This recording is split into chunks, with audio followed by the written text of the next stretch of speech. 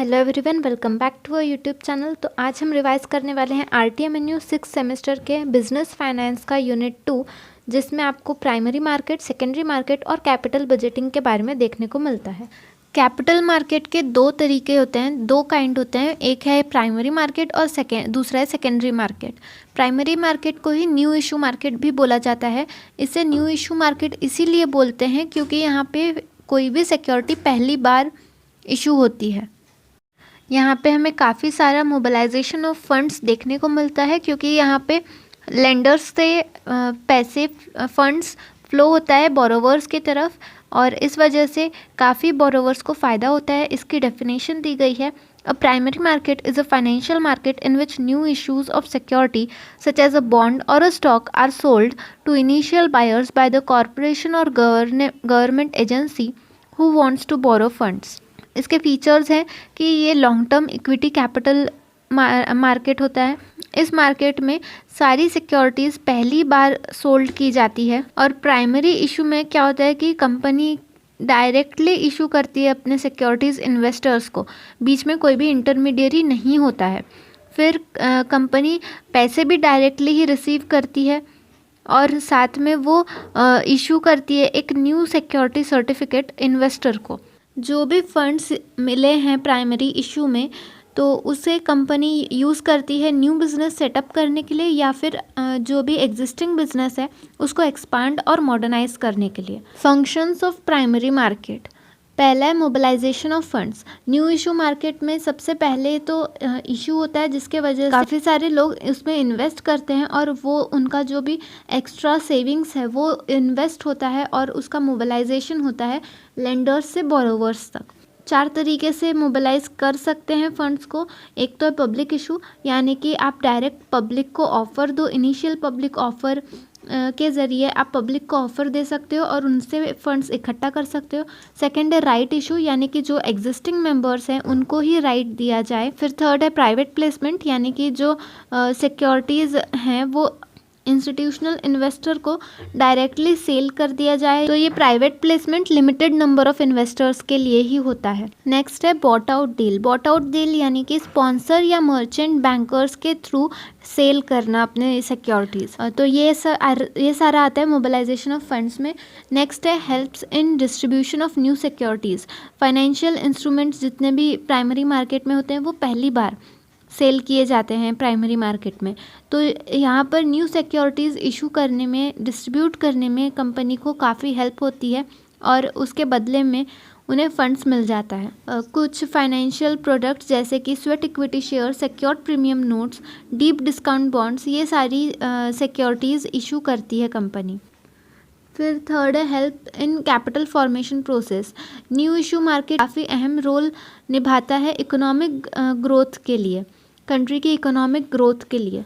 वो इन्वेस्टर्स की सेविंग को इन्वेस्टर्स और हाउस होल्ड की सेविंग्स को इन्वेस्ट करता है और हेल्प करता है कैपिटल फॉर्मेशन प्रोसेस में। फिर है sources of finance for the government. सिर्फ कॉरपोरेट सेक्टर को ही नहीं तो गवर्नमेंट के लिए भी एक अच्छा सोर्स है फाइनेंस का। जैसे कि फॉर एग्जांपल महाराष्ट्र, गुजरात और कर्नाटका के गवर्नमेंट ने कैपिटल मार्केट के ज़रिए ही काफ़ी सारी बॉन्ड इशू किए था, कैपिटल मार्केट के ज़रिए बॉन्ड्स इशू किए थे ताकि इरिगेशन प्रोजेक्ट के लिए वो फाइनेंस इकट्ठा कर पाए। फिर है एक्सपर्ट इन्वेस्टमेंट काउंसिल। यहाँ पे काफ़ी सारे इंटरमीडियरीज होती हैं प्राइमरी मार्केट में, जैसे कि brokers, underwriters, portfolio managers.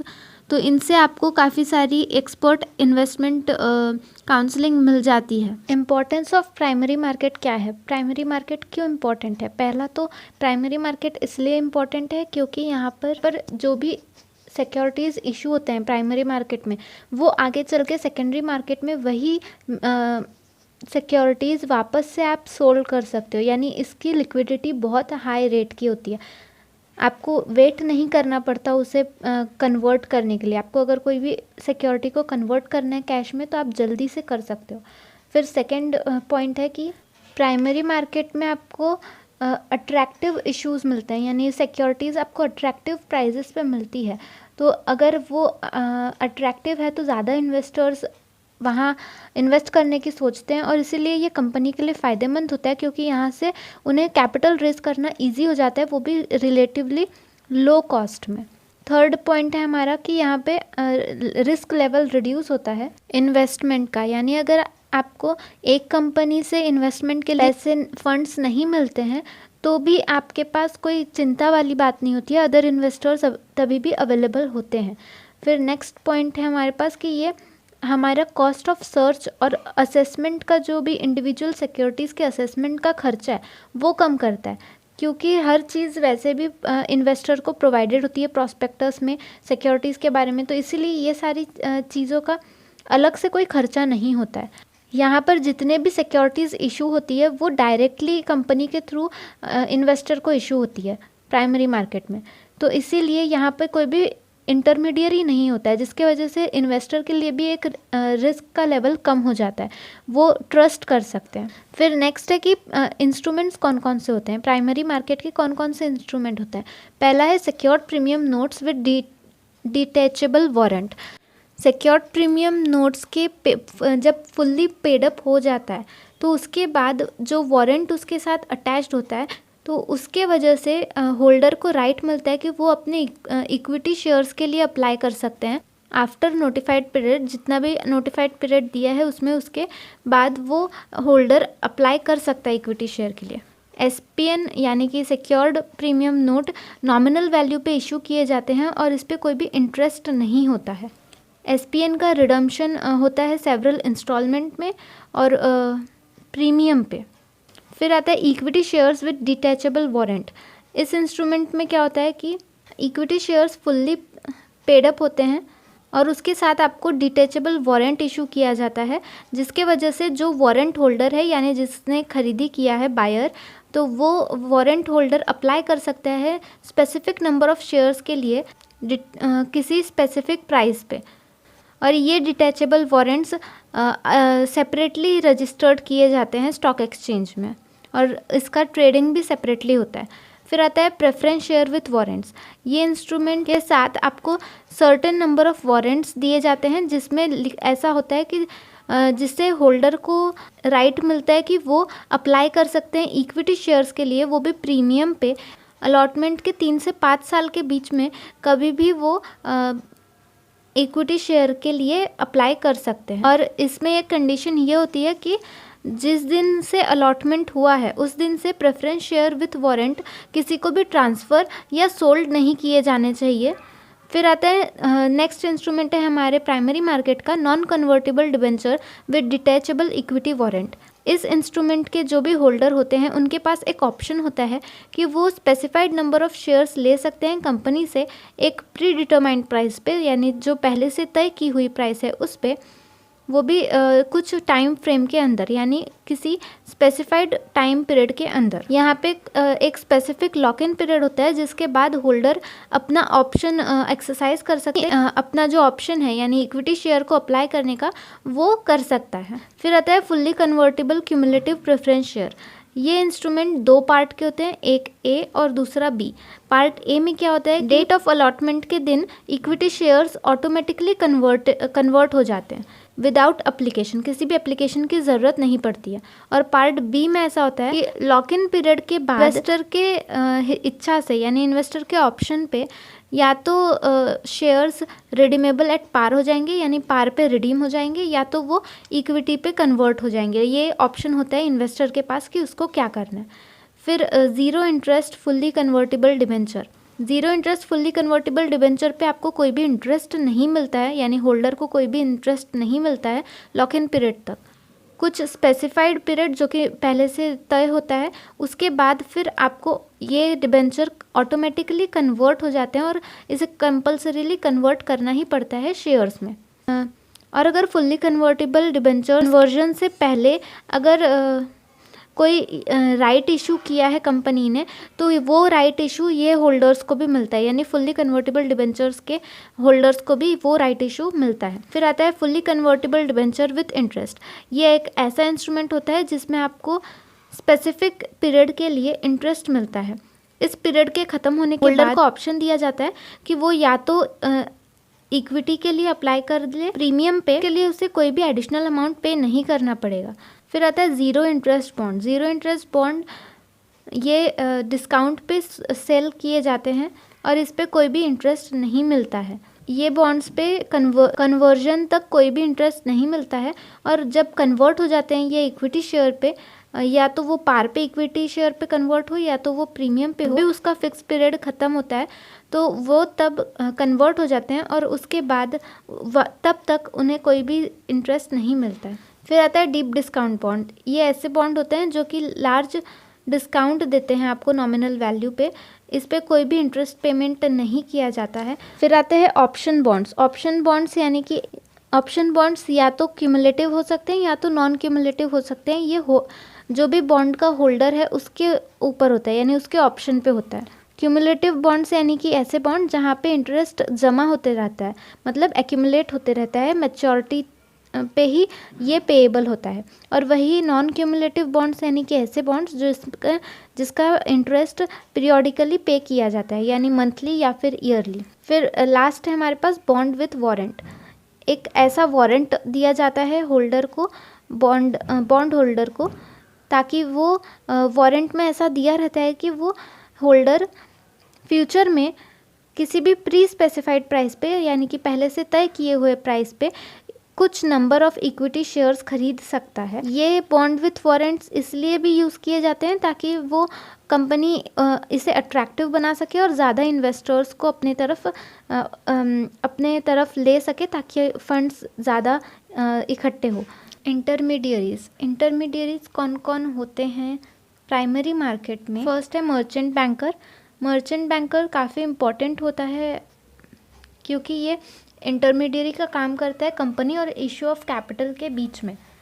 Merchant banker का क्या काम होता है? जैसे कि एप्लीकेशन फॉर्म्स और प्रोस्पेक्टस को ड्राफ्ट करना, रजिस्ट्रार की अपॉइंटमेंट्स लेना, सिक्योरिटीज लिस्ट करना, इश्यूज प्लेस करना, ब्रोकर्स का सिलेक्शन करना, बैंकर्स का सिलेक्शन करना, publicity and advertising agencies, printers, इन सारी चीज़ों का सिलेक्शन करना, ये सारी चीज़ें मर्चेंट बैंकर्स के हाथों में होती है। फिर आता है अंडर राइटर। अंडर राइटर ये एक दूसरा इंपॉर्टेंट इंटरमीडियरी है प्राइमरी मार्केट का। अंडर राइटर्स ऐसे होते हैं जो कि आपको गारंटी देते हैं कि अगर आपके इश्यूज फुल्ली सब्सक्राइब नहीं हुए तो वो अंडर राइटर्स खुद खरीद लेते हैं। तो ये आपके पास एक गारंटी होती है कि अगर इतना सब्सक्रिप्शन नहीं आया तो आपके पास अंडर राइटर है वो सब्सक्रिप्शन कंप्लीट करने के लिए। फिर आता है bankers to an issue engage होते हैं ऐसे एक्टिविटीज़ में जैसे कि एप्लीकेशन का एक्सेप्टेंस करना, एप्लीकेशन मनी कलेक्ट करना इन्वेस्टर्स से, और अगर एप्लीकेशन मनी का रिफंड करना है तो वो भी बैंकर्स टू एन इशू का काम होता है। फिर आता है broker to the issue. Brokers यानी कि ऐसे पर्सन जो आपको अच्छे इन्वेस्टर्स लाके देते हैं, कंपनी को एक अच्छे इन्वेस्टर्स लाके देते हैं। ब्रोकर का अपॉइंटमेंट कंपलसरी नहीं होता है, कंपनी चाहे तो कितने भी नंबर ऑफ ब्रोकर्स अपॉइंट कर सकती है। फिर आता है डिबेंचर ट्रस्टी।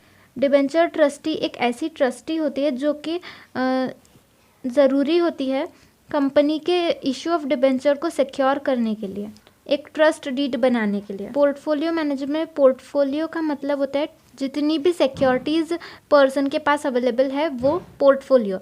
और पोर्टफोलियो मैनेजमेंट डिस्क्रिशनरी भी हो सकता है और नॉन डिस्क्रिशनरी भी। फिर आता है सेकेंडरी मार्केट। सेकेंडरी मार्केट यानी कि एक ऐसा मार्केट जहाँ पे सिक्योरिटीज़ ट्रेड किया जाता है जो कि पहले ही इशू हो चुकी है मार्केट में। अब वो प्राइमरी मार्केट में पहले ही इशू हो चुकी है, अब वो सिक्योरिटीज़ स्टॉक एक्सचेंज में लिस्टेड है, तो और उसका ट्रेडिंग जो होता है वो सेकेंडरी मार्केट में होता है। इसके फीचर्स है कि वो इट क्रिएट्स लिक्विडिटी, यानी कि क्योंकि आप अपने प्राइमरी मार्केट में मिले हुए सिक्योरिटीज़ को कन्वर्ट कर रहे हो, क्योंकि आप सेल कर रहे हो सेकेंडरी मार्केट में, तो यहाँ पे लिक्विडिटी बहुत हाईली देखने को मिलती है। बिकॉज यहाँ पे आपको जल्दी ही आप अपने सिक्योरिटीज़ सेल करके उसके बदले में पैसे बना सकते हैं। फिर it comes after primary market. Secondary market बिना प्राइमरी मार्केट के आ ही नहीं सकती। प्राइमरी मार्केट में जब तक कोई भी इशू नहीं होगा तब तक सेकेंडरी मार्केट में आप क्या ही सेल करोगे। जब तक प्राइमरी मार्केट में न्यू सिक्योरिटीज़ पहली बार सेल नहीं होगी तो वो सेकेंडरी मार्केट में वापस से उसका ट्रेडिंग नहीं हो पाएगा। तो प्राइमरी मार्केट के बाद ही सेकेंडरी मार्केट आता है। फिर इट हैज़ पर्टिकुलर प्लेस, यानी सेकेंडरी मार्केट का एक पर्टिकुलर प्लेस होता है जो कि स्टॉक एक्सचेंज कहलाता है। पर ये ज़रूरी नहीं है कि पूरा का पूरा जितना भी ट्रेडिंग हो रहा है, बाइंग सेलिंग हो रहा है, वो स्टॉक एक्सचेंज के ज़रिए ही हो। दो लोग इंडिविजुअली मिलके भी म्यूचुअली बाइंग सेलिंग कंप्लीट कर सकते हैं। फिर it encourages new investment. Share market में सिक्योरिटीज़ और शेयर्स के रेट हमेशा फ्लक्चुएट होते रहते हैं, इसीलिए यहाँ पर काफ़ी सारे न्यू इन्वेस्टर्स आते हैं मार्केट में, ताकि इस सिचुएशन का फ़ायदा उठा सके जब भी उन्हें फ़ायदा दिख रहा हो तब। इसके फंक्शंस क्या क्या होते हैं सेकेंडरी मार्केट के? फर्स्ट है ये it is an economic barometer. Secondary market economic barometer है जिससे आप कंट्री की इकोनॉमिक कंडीशन चेक कर सकते हो। फिर सेकेंड है प्राइसिंग ऑफ सिक्योरिटीज़ की प्राइसिंग जनरली उसके सप्लाई और डिमांड पे डिपेंड करती है। थर्ड है लिक्विडिटी। यहाँ पर आपने पहले भी देख चुके हो कि सेकेंडरी मार्केट में जितने भी सिक्योरिटीज़ होते हैं वो काफ़ी हाईली लिक्विड होते हैं, बहुत जल्दी रेडी होते हैं वो अपने आप को कन्वर्ट करने के लिए, कैश में कन्वर्ट ईजिली हो जाते हैं। फिर है safety of transaction. Security market क्योंकि रेगुलेटेड होता है इसीलिए यहाँ पे ट्रांजैक्शन की सेफ्टी होती है, इन्वेस्टर को कोई भी नुकसान ना हो इसकी केयर रखी जाती है। फिर है marketability and liquidity to existing securities. Secondary market में ज़रूरी नहीं है कि आपको न्यू शेयर्स खरीदने ही पड़े, जो आपके पास ऑलरेडी शेयर्स या सिक्योरिटीज़ हैं तो जो प्राइमरी मार्केट में ली हुई हो तो वो भी आप लिक्विडिटी कर सकते हो, यानी उसे सेल कर उसके पैसे बना सकते हो। इन्वेस्टर को 3 ऑप्शंस दिए जाते हैं, इन्वेस्ट, डिसइन्वेस्ट या तो री इन्वेस्ट। फिर है हैव अ से in economic growth. Secondary market indirectly capital formation को प्रमोट करता है और इसी वजह से हमारे कंट्री की इकोनॉमिक ग्रोथ भी हमें देखने को मिलती है। फिर आता है इंस्ट्रूमेंट। सेकेंडरी मार्केट के कौन कौन से इंस्ट्रूमेंट्स होते हैं? पहला है इक्विटी यानी कि कंपनी का ओनरशिप इंटरेस्ट अपने पास रहना, होल्डर के पास कंपनी का ओनरशिप इंटरेस्ट रहना। इक्विटी के 3 प्रकार दिए हैं, इक्विटी शेयर, राइट इशू और बोनस शेयर। इक्विटी शेयर यानी कि एक ऑर्डिनरी शेयर जो कि कंपनी के ओनरशिप का हिस्सा दिखाता है, यानी आप कितने % हिस्सेदारी रखते हो कंपनी के ओनरशिप में, ये इक्विटी शेयर के ज़रिए पता चलता है। इक्विटी शेयर के होल्डर को वोटिंग राइट्स भी होते हैं। फिर आता है राइट इशू यानी कि ये जिनके पास ऑलरेडी एग्जिस्टिंग शेयर होल्डर्स हैं, यानी जिनके पास ऑलरेडी इक्विटी शेयर होल्डर्स हैं, जिनके पास ऑलरेडी इक्विटी शेयर्स हैं, तो उन्हें न्यू सिक्योरिटीज़ इशू करने का एक राइट दिया जाता है और उसका रेशियो बताया जाता है। उस रेशियो पे ये राइट इशू आपको इशू किया जाता है। फिर है बोनस शेयर ये फ्री ऑफ कॉस्ट जो एग्जिस्टिंग शेयर होल्डर्स है उसको कंपनी उन शेयर होल्डर्स को कंपनी बोनस शेयर देती है। प्रीवियस ईयर में जो भी प्रॉफिट हुआ है उसमें से जितना भी एक्यूमुलेटेड रिजर्व आया है उसको कैपिटलाइज करके उसमें से बोनस शेयर इशू करती है। फिर सेकंड है हमारे पास प्रेफर्ड स्टॉक या फिर प्रेफरेंस शेयर। प्रेफरेंस शेयर के होल्डर ओनर नहीं होते हैं कंपनी के। प्रेफरेंस शेयर्स होल्डर को एक fixed rate of dividend pay किया जाता है और इक्विटी शेयर होल्डर से पहले इनको सरप्लस में से पेमेंट करने के लिए भी प्रायोरिटी प्रेफरेंस शेयर को ही दी जाती है। प्रेफरेंस शेयर में भी 3 प्रकार देखने को मिलेंगे अपने को, cumulative preference share, cumulative convertible preference share और participating preference share. Cumulative preference share यानी कि एक ऐसा प्रेफरेंस शेयर जिस पे डिविडेंड एक्यूमुलेट होते रहता है, यानी जमा होते रहता है। अगर आपका इस साल प्रेफरेंस शेयर को डिविडेंड नहीं मिला है तो वो आपका जमा हो जाएगा, यानी आपको नेक्स्ट ईयर वो उतना डिविडेंड पे करना पड़ेगा, यानी उस प्रेफरेंस शेयर होल्डर को नेक्स्ट ईयर वो डिविडेंड मिल जाएगा। फिर है क्यूमुलेटिव कन्वर्टिबल प्रेफरेंस शेयर, यानी कि ऐसा प्रेफरेंस शेयर जिसमें डिविडेंड एक्यूमुलेट तो हो रहा है, अगर पे नहीं किया गया तो वो एक्यूमुलेट तो हो रहा है और स्पेसिफाइड डेट के बाद वो cumulative convertible preference share convert भी किया जा सकता है इक्विटी कैपिटल में। फिर है पार्टिसिपेटिंग प्रेफरेंस शेयर यानी कि ऐसा प्रेफरेंस शेयर जो एक्स्ट्रा प्रॉफिट अगर होता है कोई तो उसमें हिस्सेदारी रखता है वो उस एक्स्ट्रा प्रॉफिट में भी अपना हिस्सा ले सकता है। फिर आता है सिक्योरिटी रिसिप्ट। सिक्योरिटी रिसिप्ट एक इंस्ट्रूमेंट है सेकेंडरी मार्केट का, जो कि यानी ऐसा रिसिप्ट या ऐसी सिक्योरिटी जो इशू की जाती है सिक्योरिटाइजेशन कंपनी या रिस्ट्रक्चरिंग कंपनी के थ्रू। फिर आता है गवर्नमेंट सिक्योरिटीज़। ये credit risk free coupon bearing instrument होते हैं जो रिजर्व बैंक ऑफ इंडिया के थ्रू इशू किए जाते हैं गवर्नमेंट ऑफ इंडिया के बिहाफ में। ये सिक्योरिटीज़ काफ़ी सारे मैच्योरिटी डेट के साथ अवेलेबल होती है, जैसे कि शॉर्ट डेटेड जो कि 1 साल से भी कम होता है, और लॉन्ग डेटेड भी अवेलेबल होता है जो कि 20 साल से ज़्यादा भी मिलता है। फिर आता है डिबेंचर। डिबेंचर यानी कि एक ऐसा बॉन्ड जो कंपनी के द्वारा इशू किया जाता है जिस पे फिक्स रेट ऑफ इंटरेस्ट आपको मिलता है, जो हाफ ईयरली पेएबल होता है, और जो प्रिंसिपल अमाउंट है वो पर्टिकुलर डेट पे रिडीम की जा सकती है। डिबेंचर सिक्योर्ड होते हैं, कंपनी के किसी भी असेट के अगेंस्ट ये सिक्योर्ड होते हैं। फिर आता है बॉन्ड। बॉन्ड यानी कि एक नेगोशिएबल सर्टिफिकेट जो आपको इनडेप्थनेस का एविडेंस देता है। ये अनसिक्योर्ड होते हैं। बॉन्ड जनरली कंपनी द्वारा या म्यूनसिपैलिटी या गवर्नमेंट एजेंसी द्वारा इशू किए जाते हैं। बॉन्ड के 2 टाइप है, ज़ीरो कूपन बॉन्ड और convertible bond. Zero coupon bond यानी कि इस पे ये बॉन्ड डिस्काउंट पे इशू होते हैं और इसको फेस वैल्यू पे रीपे किया जाता है। इस पे कोई भी इंटरेस्ट पेड नहीं किया जाता है, और जो भी इशू प्राइस है और रिडम्पशन प्राइस है इसके बीच का जो डिफरेंस होता है ये होल्डर का रिटर्न होता है, यानी ये होल्डर की कमाई मानी जाती है। और कन्वर्टिबल बॉन्ड यानी कि ऐसा बॉन्ड जो इन्वेस्टर को ऑप्शन देता है ताकि वो बॉन्ड को कन्वर्ट कर सकता है इक्विटी में एक फिक्स्ड कन्वर्जन प्राइस पे। फिर आता है ट्रेजरी बिल्स।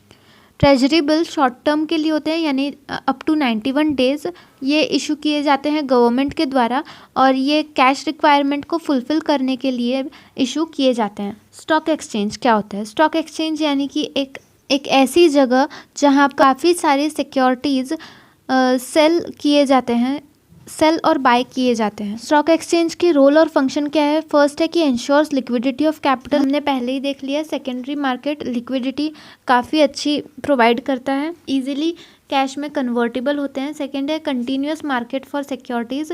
स्टॉक एक्सचेंज एक कंटिन्यूस मार्केट प्रोवाइड करते रहता है सिक्योरिटीज़ के लिए, जिसके वजह से लिक्विडिटी का जो फंक्शन है वो और इजीली हमें देखने को मिलता है। फिर इवैल्यूएशन ऑफ सिक्योरिटीज़, जो भी इन्वेस्टर्स के पास सिक्योरिटीज़ है उसका वो वर्थ यानी कि उसकी प्राइस वो इवेल्युएट कर सकते हैं स्टॉक एक्सचेंज में। फिर है mobilising surplus saving. Stock exchange ready market provide करता है जिसके वजह से आप वेरियस सिक्योरिटीज़ ले सकते हैं। इन्वेस्टर काफ़ी सारे इन्वेस्टिंग कर सकता है जिसके वजह से वो अपनी सेविंग को मोबिलाइज कर सकता है कुछ प्रोडक्टिव यूज़ के लिए।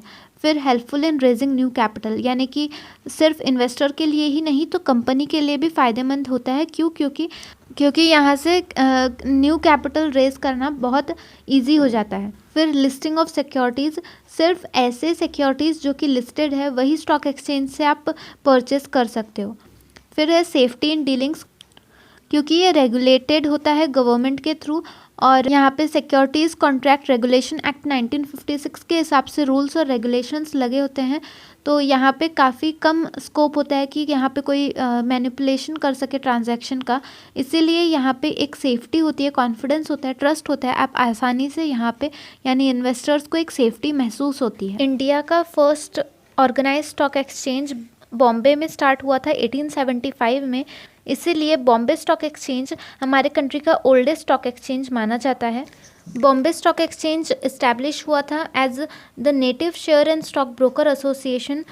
पिछले 135 सालों में बीएसई यानी कि बॉम्बे स्टॉक एक्सचेंज ने इंडियन कॉरपोरेट सेक्टर को एक बहुत अच्छी ग्रोथ फैसिलिटेट करा के दी है बाय प्रोवाइडिंग जितना भी उन्हें कैपिटल रेजिंग प्लेटफॉर्म चाहिए था जहां से वो कैपिटल रेज कर सके, वो प्रोवाइड करके इंडियन कॉरपोरेट सेक्टर की काफ़ी मदद की है। और आज बीएसई वर्ल्ड में नंबर 1 है नंबर ऑफ लिस्टेड कंपनीज़ के नाम पे, और number of transactions handle through electronic trading system के लिए वर्ल्ड में वो 5th रैंक पे आता है। BSE यानी कि बॉम्बे स्टॉक एक्सचेंज का इंडेक्स होता है सेंसेक्स। बॉम्बे स्टॉक एक्सचेंज का फंक्शन क्या क्या है? पहला है continuous and ready market for security. यहाँ पे कंटिन्यूस और रेडी मार्केट हमेशा अवेलेबल होता है सिक्योरिटीज़ के परचेस और सेल के लिए, जिसके वजह से बाइंग और सेलिंग सिक्योरिटीज़ का बाइंग एंड सेलिंग बहुत ईजी हो जाता है।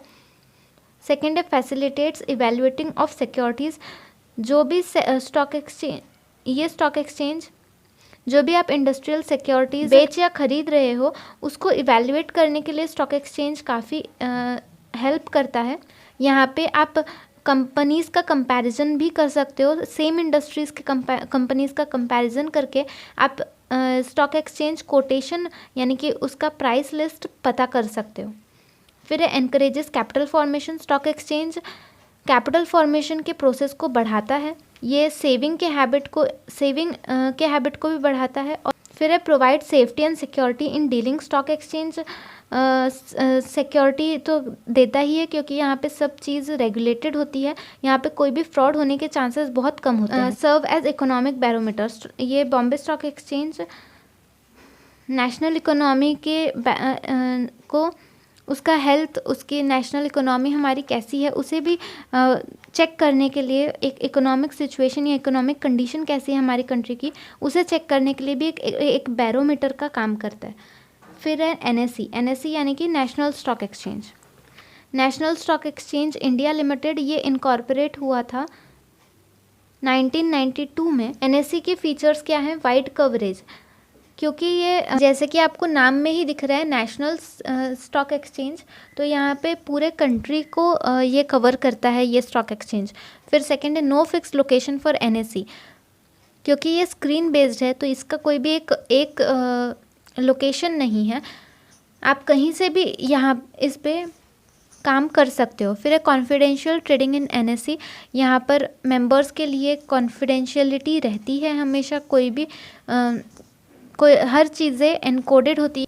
ट्रांसपेरेंसी ऑफ NSE, यहाँ पे ट्रांसपेरेंसी होती है ट्रेडिंग ऑपरेशंस में। फिर आता है कैपिटल बजटिंग। कैपिटल बजटिंग यानी कि कैपिटल यानी कि पूरा टोटल इन्वेस्टमेंट जो भी कंपनी में है, और बजटिंग यानी कि कोई भी बजट बनाना या फिर जो भी एक कला होती है बजट बनाने की। तो ये दोनों का मिला के अगर हम देखें तो कैपिटल बजटिंग यानी एक ऐसा फॉर्मल प्रोसेस है जिसमें एक्सपेंडिचर और इन्वेस्टमेंट को इवैल्यूएट किया जाता है। और ये कैपिटल बजटिंग इम्पॉर्टेंट होता है इन्वेस्टमेंट डिसीजन के लिए। कोई भी फिक्स्ड असेट या कैपिटल एक्सपेंडिचर पे इन्वेस्टमेंट करने से पहले हम कैपिटल बजटिंग का यूज़ करते हैं। कैपिटल बजटिंग के कुछ मेथड्स दिए हैं जैसे कि पे back period method, rate of return method और डिस्काउंटेड कैश फ्लो मेथड। यह हमारा फर्स्ट प्रॉब्लम है जिसमें हमें इनिशियल इन्वेस्टमेंट दी हुई है 1 लाख रुपीज़ और एनुअल कैश इनफ्लो दिया है 25,000 रुपीज़। अब हमें निकालना है इसमें पे बैक पीरियड।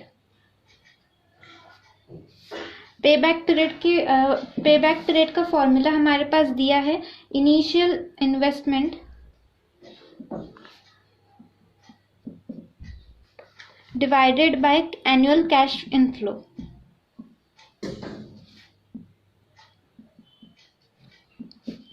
तो इसका आंसर आ जाएगा 1 लाख डिवाइडेड बाय 25,000, तो इसका आंसर आ जाएगा 4 ईयर्स।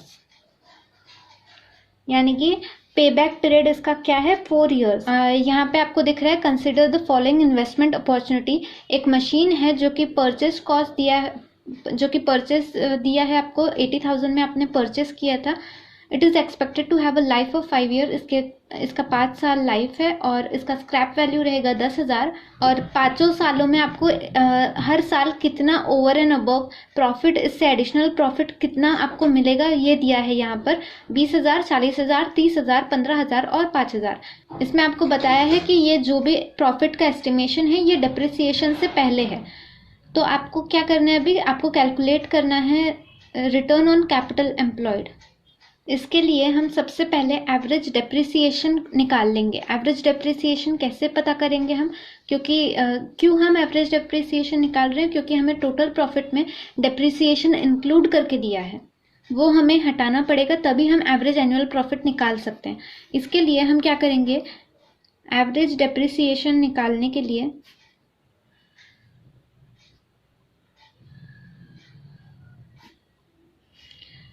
टोटल वैल्यू हमारे पास कितनी थी, टोटल हमने परचेस किया था 80,000 का, उसमें से 10,000 रुपये हमारा स्क्रैप वैल्यू आया था, तो टोटल बचे 70,000 और उसकी एस्टिमेटेड लाइफ हमें 5 साल दी हुई थी। तो 5 साल के ऊपर अगर हम 70,000 को डिवाइड करते हैं तो हमारे पास आता है 14,000। तो ये है हमारा एवरेज डेप्रिसिएशन। अब हम निकालेंगे टोटल प्रॉफिट बिफोर डेप्रिसिएशन, यानी डेप्रिसिएशन तो हमने उसमें से हटाए नहीं है, हमें दिया हुआ है 20,000, 40,000, 30,000, 15,000 और 5,000, ये हमारे प्रॉफिट आए हैं हर साल।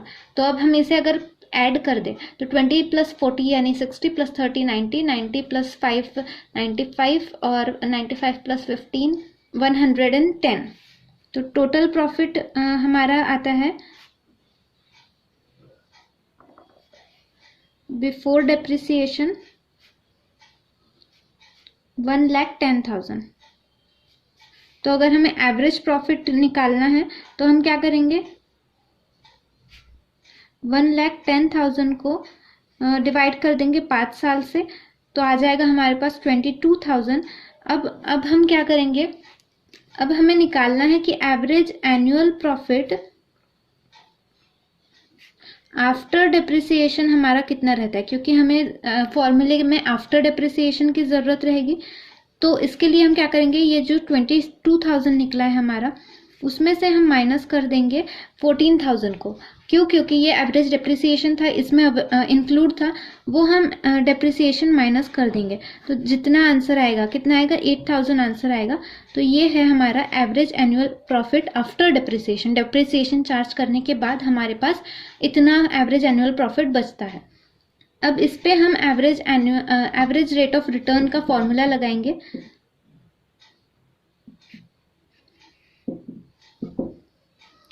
जो कि है average profit divided by original investment.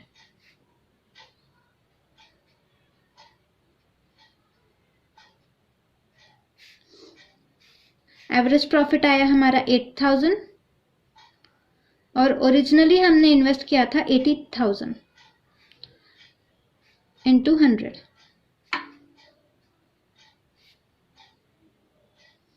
तो इसका आंसर आता है 10%।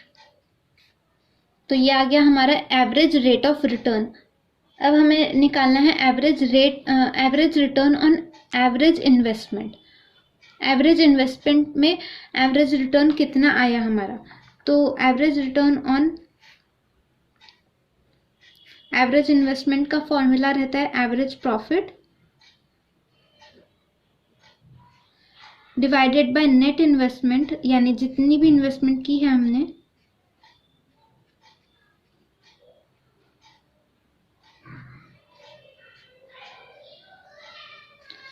Bye 2 into 100। तो इसमें एवरेज प्रॉफिट हमारा आया है 8,000, नेट इन्वेस्टमेंट हमारे पास है 90,000 डिवाइडेड बाय 2 इंटू 100। इसको सॉल्व करने पे आता है हमारे पास 17.78%। आपको क्या क्या दिया है, 2 प्रोजेक्ट्स दिए हैं, उसके प्रेजेंट वैल्यू दिया है आपको कैश इनफ्लो में, present value of cash inflow दिया है और इनिशियल कैश आउटले भी दिया है दोनों प्रोजेक्ट्स का। आपको कंप्यूट करना है एनपीवी और प्रॉफिटेबिलिटी इंडेक्स। एनपीवी निकालने के लिए आपको पीवी ऑफ कैश इनफ्लो में से इनिशियल कैश आउटले डिडक्ट करना पड़ता है, तो आपका एनपीवी आ जाता है। तो अब यहाँ पे हम कैलकुलेट करते हैं एनपीवी, नेट प्रेजेंट वैल्यू। तो नेट प्रेजेंट वैल्यू निकालने के लिए हमने जैसे कि देखे 2 प्रोजेक्ट है हमारे पास, प्रोजेक्ट ए और प्रोजेक्ट बी। प्रोजेक्ट ए का पीवी ऑफ कैश इनफ्लो हमें दिया है 20,000 और प्रोजेक्ट बी का दिया है 8,000। इसमें से हमको माइनस करना है इनके इनिशियल कैश आउटले या फिर इनिशियल कैश इन्वेस्टमेंट, जो कि प्रोजेक्ट ए का 15,000 है और प्रोजेक्ट बी का 5,000 है। तो इसका आता है 5,000 और इसका आता है 3,000। तो ये है हमारे एनपीवी। अब प्रॉफिटेबिलिटी इंडेक्स निकालने के लिए क्या करते हैं हम, प्रॉफिटेबिलिटी इंडेक्स का फॉर्मूला होता है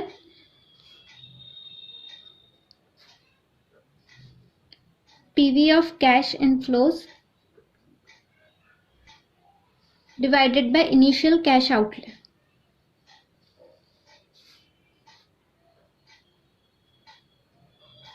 तो अगर हम प्रोजेक्ट ए के लिए निकालें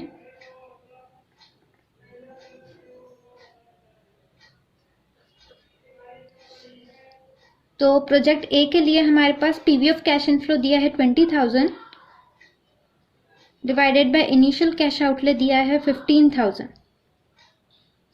तो ये आता है हमारे पास 1.33।